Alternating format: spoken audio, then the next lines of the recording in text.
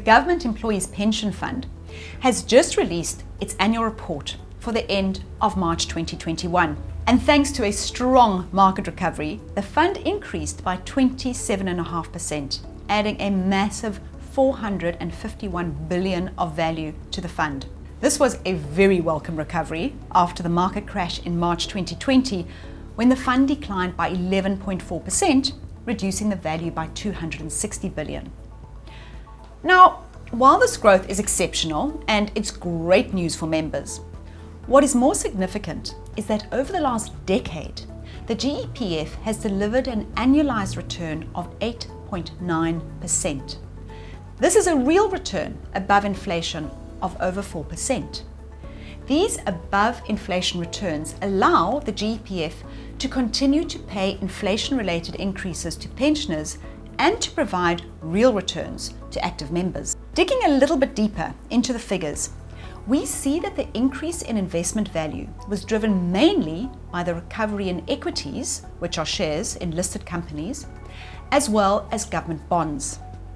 However, the fund's performance was negatively impacted by property portfolios, which bore the brunt of market conditions due to the COVID-19 pandemic.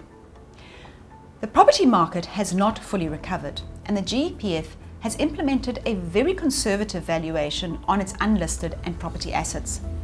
This means that should market conditions improve, these assets could exceed the value of the original investment. The good news for members is that the growth of the fund continues to exceed the funds paid out to members and retirees.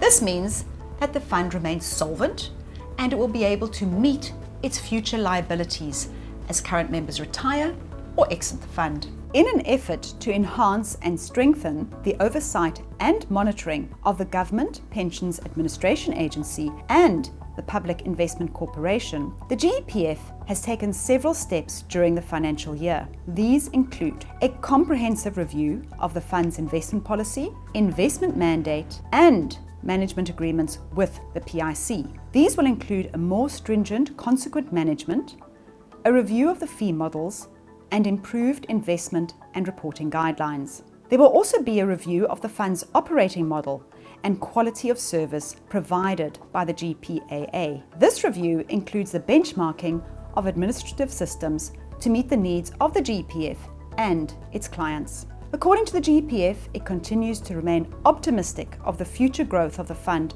and will continue to play their part in growing the South African economy. If you want more detail on the GEPF annual report, you can find it on the GEPF website.